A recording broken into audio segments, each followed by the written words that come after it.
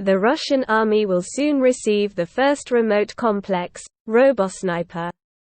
A remote-controlled sniper complex Robosniper has been created in Russia. It has successfully passed factory tests and will soon be put into trial operation by the Russian army. This is reported by RIA Novosti, with reference to an informed source.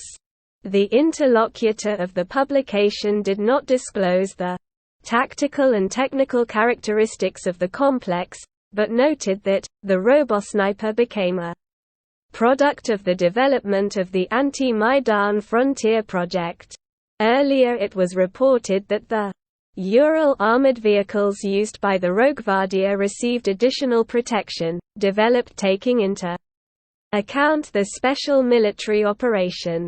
In December 2018, information appeared on the public procurement portal about the purchase by Rokgvardia of Ural-4320 volts armored vehicles designed to perform service and combat missions in the North Caucasus, including in the fight against terrorism.